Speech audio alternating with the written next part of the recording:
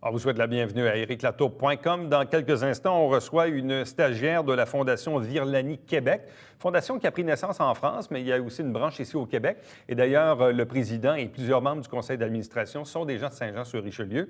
La Fondation Virlani vient en aide à des enfants aux Philippines. D'ailleurs, il y a eu un voyage en janvier dernier. Ils y retournent dans un an. Donc, Claudia Lavallée va nous expliquer un peu de quoi il en retourne. Donc, il s'agit en fait d'aller aider et de retaper un peu, peinturer les murs d'une prison pour enfants aux Philippines à Manille.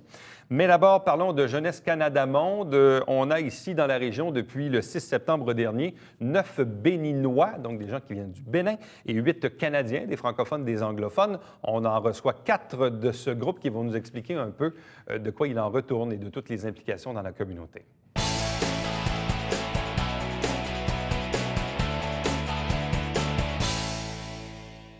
Vous les avez peut-être vus et aperçus au cours des derniers mois. Ils sont en stage, un séjour de 3 mois dans la région de Saint-Jean-sur-Richelieu. C'est l'organisme Jeunesse Canada Monde qui les chapeaute. En fait, on a 9 Béninois et 8 Canadiens. Il y en a 4 d'entre eux qui sont avec nous ce soir. On vous les présente. D'abord, Ève-Marie Marchand. Bonsoir. Enchantée. Bonjour. De même que Marcy Unge. Bonsoir. Bonsoir, c'est un plaisir. C'est un plaisir aussi. De même que Avery Isbrocker. Bonsoir. Salut. Et de même que Isbat Sani. Bonsoir et bienvenue. Bonsoir. Donc, votre séjour se termine bientôt parce qu'en réalité, vous l'avez commencé le 6 septembre dernier. Je vais commencer avec toi, Ève-Marie. Qu'est-ce qui t'a évidemment incité à poser ta candidature pour ce projet? Eh bien, j'aime beaucoup voyager et l'Afrique, pour moi, c'était une belle aventure. Puis, j'avais déjà beaucoup entendu parler de ce programme. J'avais des amis qui l'avaient déjà fait auparavant. Donc, j'avais le choix. Soit je rentrais à l'université après cégep ou soit je prenais une année puis je partais un petit 6 mois.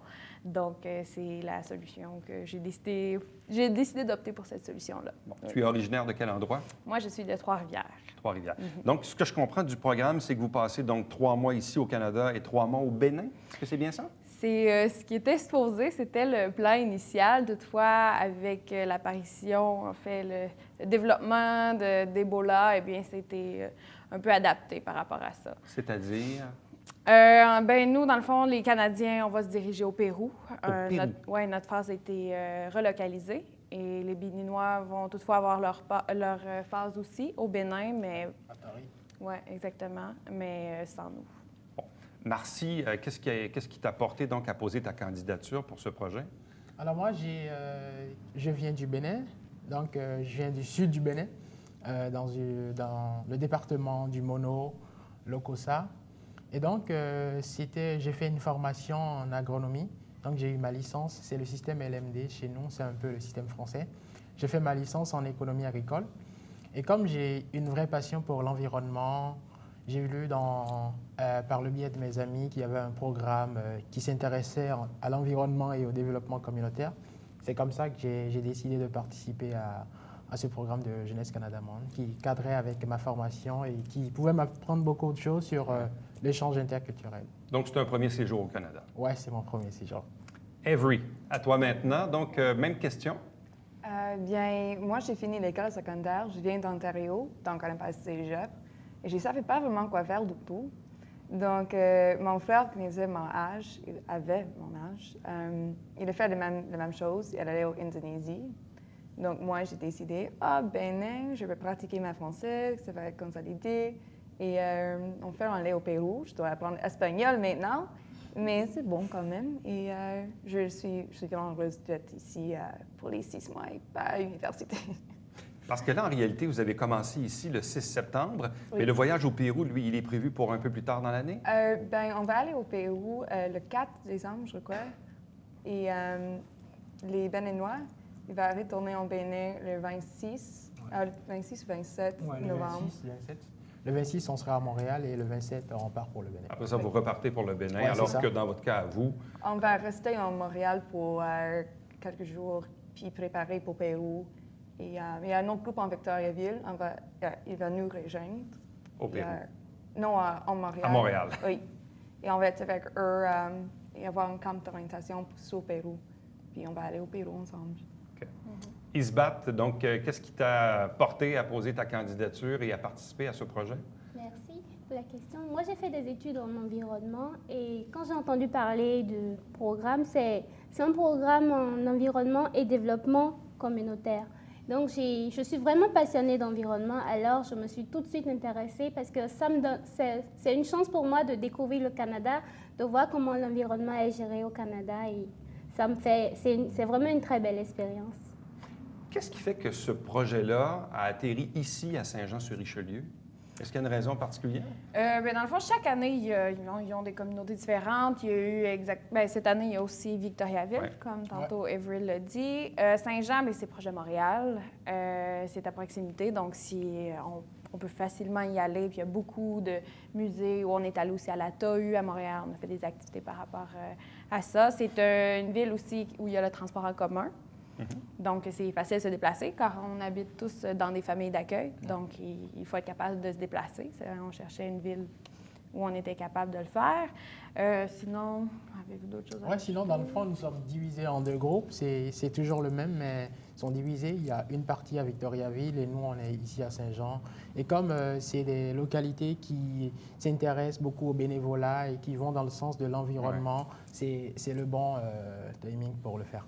Bon, on s'entend que le dépaysement entre Trois-Rivières et Saint-Jean-sur-Richelieu est somme toute limité. Je présume que dans le cas du Bénin, qu'est-ce qui vous surprend quand on débarque ici au Canada et dans une ville comme la nôtre? Qu'est-ce qui vous étonne? Ben ouais, il y a plein de choses qui étonnent d'abord parce que les habitudes quotidiennes au Bénin, c'est différent d'ici. Donc, quand tu débarques ici, il y a beaucoup de choses. Tu dois changer ton mode de vie, tu dois changer ton alimentation. Tu dois changer ta manière de vivre parce que ici, par exemple, l'environnement, c'est quelque chose de précieux.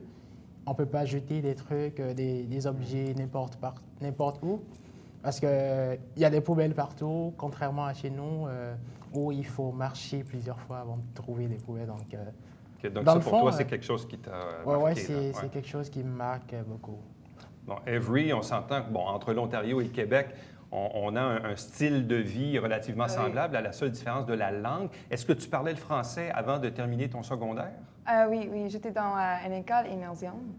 Donc, j'ai commencé à parler français quand j'avais environ 6 ans. Et encore, c'est pas le meilleur français du monde, mais je sais très fort. Et oui, c'est bon. En fait, Québec, c'est bien différent qu'Ontario. Qu'est-ce qui est différent? Qu'est-ce qui est si différent Beaucoup que ça, de choses. C'est Québec. On veut l'entendre. Non, c'est bon. J'aime Québec beaucoup. Les gens sont un peu plus passionnants ici, je trouve. Les jeunes, vraiment les jeunes, ils savent leur politique. En Ontario, les jeunes ne savent rien de politique du tout. Donc ici, beaucoup de gens, ils parlent de politique, ils sont vraiment éduqués, ils sont passionnants. Mais en Ontario, en fait, c'est un peu plate en comparaison. C'est drôle que tu dises ça parce que de l'autre côté de la rue, il y a un restaurant qui s'appelle Luby. Le chef est un Ontarien d'origine qui, évidemment, aujourd'hui, sa conjointe est québécoise. Et il m'a dit, la raison pour laquelle je ne suis pas retourné en Ontario, c'est qu'ils sont trop plates. C'est vrai, c'est vraiment vrai. En fait, c'est une très belle expérience qu'on vit. Il faut vraiment le vivre pour le croire. Isbert, parle-nous un peu du Bénin, parce que pour nous, ici, en Amérique du Nord, au Canada, au Québec, pour nous, évidemment, c'est l'Afrique. Il y a beaucoup de pays en Afrique. De quelle façon le Bénin se distingue-t-il des autres pays d'Afrique? Mon pays, le Bénin, c'est vraiment un pays très spécial. C'est vrai qu'il est vraiment tout petit parce qu'il fait environ 1/10 du Québec seulement, d'après les statistiques. Mais en fait, le Bénin étonne par sa diversité déjà culturelle parce que du nord au sud, il y a une multitude de langues. On a des danses chez nous. C'est toujours beaucoup animé. Il y a beaucoup de... C'est vrai, on a conservé nos traditions, nos danses, nos costumes. On a de très beaux costumes. Et aussi, du nord aussi, c'est très diversifié.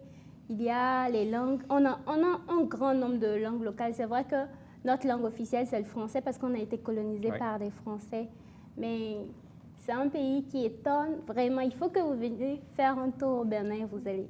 Je ne pourrais pas vraiment tout vous raconter. Il faut vraiment le voir. C'est vraiment impressionnant. C'est petit, mais c'est beau et c'est chaleureux. Là, durant votre séjour, vous vous êtes promené un peu, vous avez visité, vous avez également fait du bénévolat dans certains organismes. On parle entre autres de la Saint-Vincent-de-Paul, le Carrefour Jeunesse-Emploi, le Centre de partage communautaire Joannais ou encore à la Porte ouverte. Qui a fait quoi dans votre groupe, Ève-Marie? Moi, j'ai travaillé dans le fond 2 jours à la ferme au Gré des Champs. Oui. Je faisais une journée dans la ferme et une journée dans la fromagerie. Comme ça, j'ai pu découvrir vraiment le milieu. Puis moi aussi, le but du programme, c'était vraiment, je savais que j'allais être proche de chez moi, mais je voulais quand même être capable de me dépayser puis d'en apprendre beaucoup plus. Donc, pour moi, c'était vraiment, vraiment enrichissant. J'ai adoré l'expérience, les gens que j'ai côtoyés, vraiment. Donc, toi, c'était la fromagerie. Oui. Toi, Avery, c'était quoi l'expérience? J'ai travaillé au centre de partage, rue Mercier. Oui. Et j'ai fait la laiterie du linge et quelquefois, j'ai travaillé sur plancher ou à la laiterie de jeux de société. Donc, j'ai travaillé avec mes mains et trouvé les belles choses. Isbat, c'était quoi, toi, ton expérience ici? Oui, moi, j'ai eu plein de projets de travail. J'ai travaillé au Centre d'action bénévole d'Iberville. Et là, j'ai côtoyé beaucoup de monde, beaucoup de personnes vraiment intéressantes, gentilles. Et j'ai aussi travaillé à l'envol à Iberville avec les handicapés. Et c'est mon lieu de stage préféré parce que les gens, ils sont vraiment aimables, ils sont vraiment gentils. Et je suis un peu triste de partir parce que vraiment, j'ai été très bien accueillie. C'était vraiment une très belle expérience. D'ailleurs, tu parles des handicapés. Est-ce Oui. qu'il y a une différence dans le traitement ou dans les services que nous, on offre ici aux handicapés versus au Bénin? Ça se vit comment? Vous avez ici une très grande, vous offrez vraiment plein de services aux handicapés. Ce n'est pas encore le cas, on n'est pas encore à ce niveau de développement, mais les handicapés aussi sont vraiment pris en compte, ils sont aimés, mais il n'y a pas autant de centres ici. Ouais. J'ai vu qu'il y a vraiment plein de centres parce que, à part l'envol, il y a un grand centre qu'ils appellent le regroupement et je suis sûre qu'il y en a encore d'autres. Donc, nous, on n'est pas encore à ce point de développement là, mais les handicapés aussi, ils nous tiennent à cœur et on en prend soin. Marcy, c'était quoi tes expériences de bénévolat ou de travail? Eh bien, moi, ici, je travaillais 4 jours sur 7 au centre de partage joannais aussi, mais c'était principalement à l'économe. Donc, dans le fond, moi, ce que je faisais, c'était de trier les jouets. Donc, les jouets à pile, les jouets à batterie. Donc, je les checkais, je vérifiais s'il y a des piles qui marchent, je les remplaçais. Donc, je faisais un peu de réparation et tout. En fait, j'ai pu découvrir beaucoup de choses. Je faisais aussi la caisse et j'ai appris beaucoup de choses. J'ai appris pas mal d'expressions québécoises aussi. Ah oui, comme quoi? Oh, non. J'ai appris des expressions qui ne sont pas vraiment commodes, donc... Tu les as gardées dans ton calepin. Oui, c'est ça. Ça ne serait pas le bon créneau pour le dire. Je posais la question par rapport aux handicapés, mais par rapport au centre de partage où on côtoie la pauvreté, où on côtoie aussi la générosité des gens qui donnent toutes sortes de trucs. Est-ce que ça, pour toi, c'est quelque chose qui t'a un peu surpris ou étonné de voir ce genre de système où les gens donnent et ensuite de ça, c'est les gens qui reçoivent? Non, ça ne m'étonne pas vraiment parce que c'est un système qui est vraiment très bien, mais c'est un peu différent du nôtre. Chez nous, c'est beaucoup plus un accueil chaleureux, c'est-à-dire, par exemple, on accueille des gens chez nous, des gens qui n'ont pas, par exemple, de toit, qui n'ont pas un certain niveau de vie très, très, très élevé. Donc, on vit tout le temps en famille. C'est comme, je suis avec mes parents, mais je vis avec d'autres personnes. Ouais. Donc, on l'aide au quotidien. On vit tous ensemble. C'est ça un peu... Isbat, est-ce que vous êtes triste à l'idée que vos collègues canadiens, québécois ne pourront pas voir le Bénin? Oui, on est vraiment très triste. Et je pense que c'est des deux côtés parce que la plupart des gens se sont inscrits dans le programme parce qu'ils voulaient découvrir de nouvelles choses. Et là, qu'ils ne puissent pas partir, je pense que des deux côtés, quand on a appris la nouvelle, on était vraiment trop secoués. Mais il y en a tout plein dans le groupe qui ont fait la promesse de venir nous voir au Bénin. Et on est impatients de les voir, de les revoir. Et on est vraiment très ouverts. Mais merci, est-ce que Ebola est un réel problème au Bénin particulièrement ou plus d'ordre général en Afrique ou dans certains pays d'Afrique? Particulièrement au Bénin, je dirais non. Ebola n'est pas un réel préventif, problème. Oui, c'est préventif. Il y a juste 3 pays qui ont été visés par Ebola, mais Ebola, il n'y a pas au Bénin. Il y a beaucoup de mesures préventives chez nous, donc on n'est pas à cette étape-là. C'est vraiment relax. Bon, ben, en tout cas, si un jour vous découvrez le Bénin, toutes les deux, Avery, Eve-Marie, Donc, vous allez pouvoir le découvrir, mais ultérieurement. Là, c'est le Pérou maintenant qui vous attend. Ouais. Ça va être une autre expérience. Ouais, on espère. En espagnol. Oui. Tu vas devenir trilingue, là. Si. Est-ce que tu vas apprendre l'espagnol aussi? Moi, c'est déjà fait. C'est déjà commencé? C'est bien. Bien, à vous quatre, merci beaucoup. Merci pour votre séjour de 3 mois à Saint-Jean-sur-Richelieu. Puis on vous souhaite la meilleure des chances dans vos projets futurs. Merci à vous. beaucoup. Merci. Ouais, Restez avec nous, puisqu'au retour, on vous parle de bénévolat, cette fois, d'un groupe qui va partir dans 1 an pour aller aux Philippines.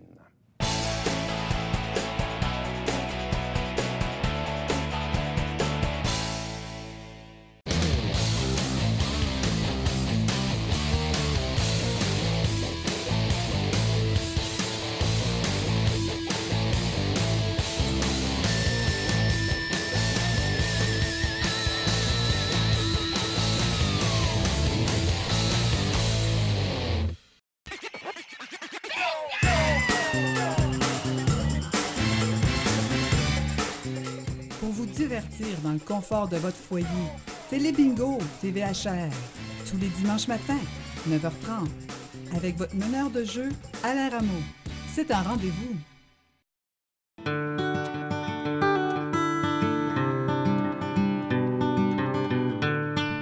Coulisses Bêta, version 3.0, de retour cet automne.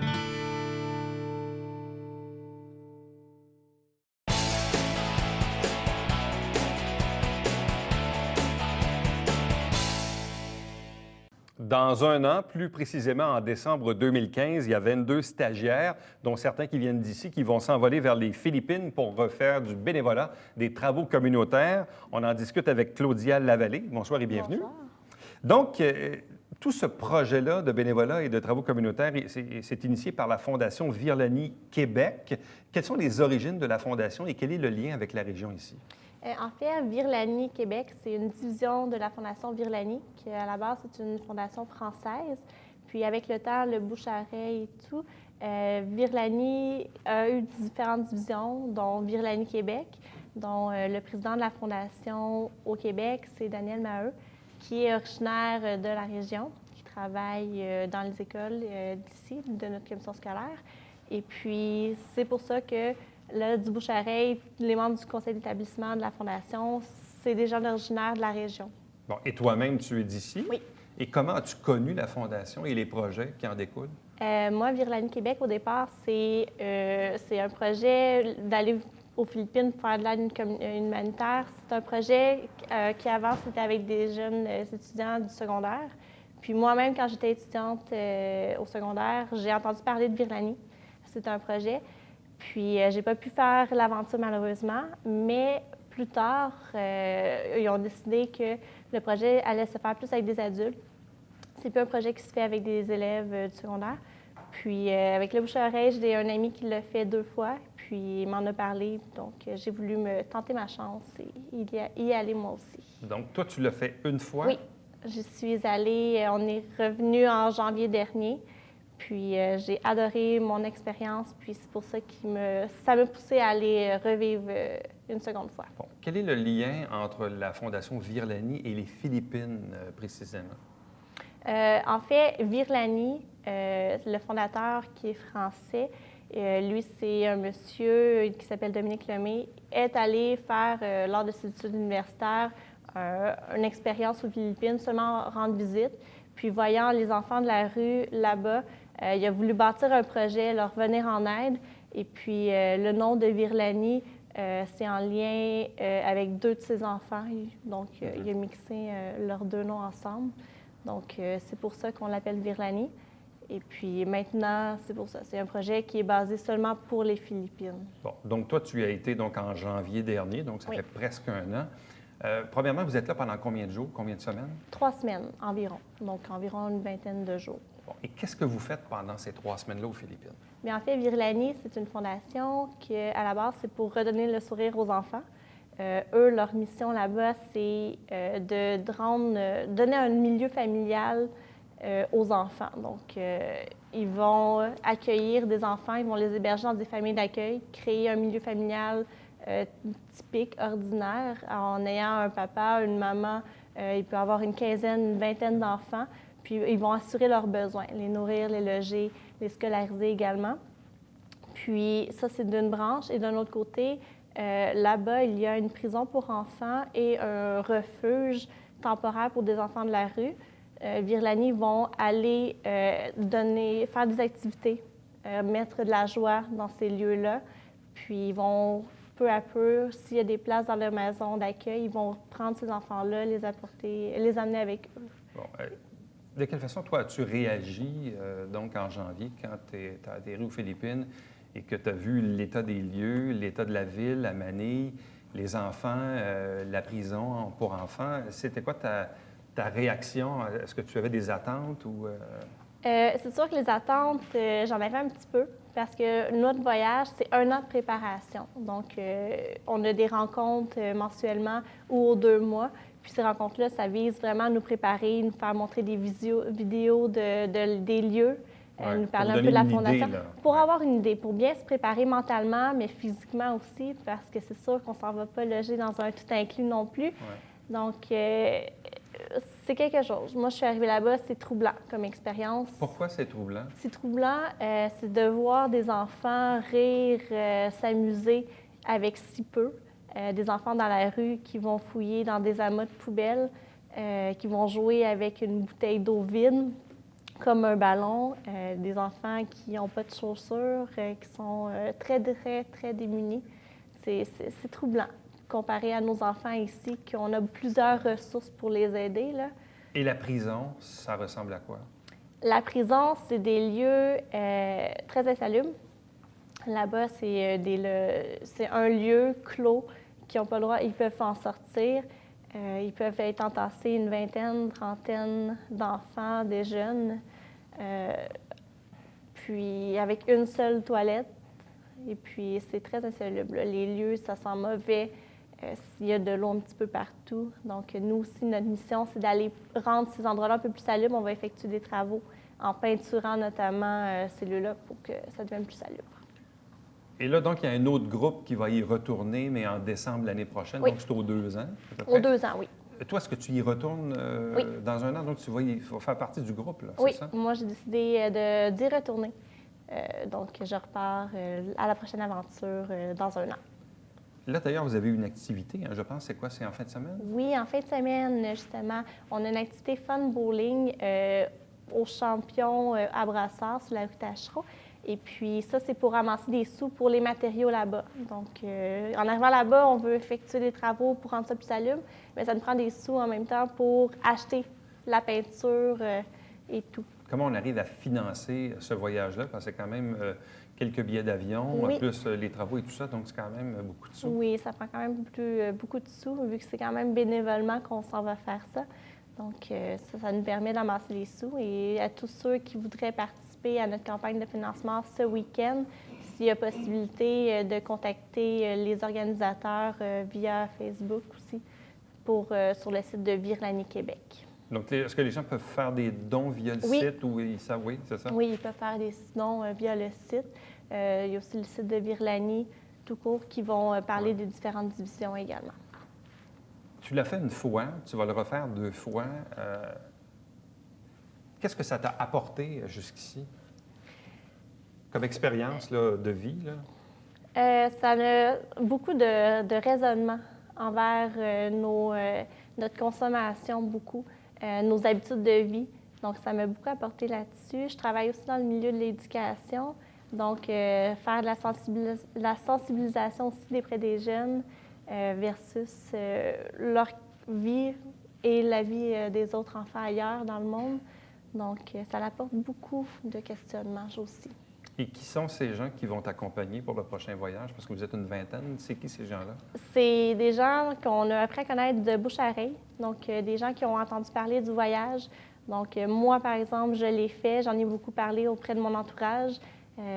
Si j'ai des amis, j'ai des connaissances qui voulaient faire participer, je leur en ai parlé. Donc, monsieur, madame, tout le monde peuvent participer à l'aventure. Il n'y a pas d'âge requis, il n'y a pas de formation non plus. Donc, et là, donc, le prochain voyage va consister encore une fois donc, à aller à Manille aux Philippines, aller prendre soin de cette prison-là pour continuer donc à l'entretenir, la rénover, peinturer. Donc, c'est ce genre de travaux-là que vous allez faire? Ça, puis on va aussi s'occuper des enfants. Donc, on est hébergé dans les maisons d'accueil de la Fondation. Donc, on va beaucoup socialiser, s'occuper des enfants, mettre un petit peu de la joie, jouer avec eux. Et avec la barrière de la langue, on communique comment? C'est sûr que la langue, des fois, c'est difficile de se faire comprendre parce que c'est sûr qu'ils ne parlent pas français, mais la plupart parlent beaucoup anglais. Ah ouais? Donc, par l'anglais, on est capable de parler avec eux. Bien, on vous souhaite la meilleure des chances donc, pour cette aventure, ce projet. Donc, 22 stagiaires donc, à Manille en décembre 2015, du bénévolat aux Philippines dans cette prison à Manille, donc via la Fondation Virlani Québec. D'ailleurs, vous avez l'adresse en bas d'écran si vous désirez bien sûr leur donner un coup de main en plus de l'événement qui se tient en fin de semaine du côté de Brossard. Merci beaucoup. Bonne Merci chance. beaucoup. Reste avec nous. Au retour, on vous présente le Bavière quotidien.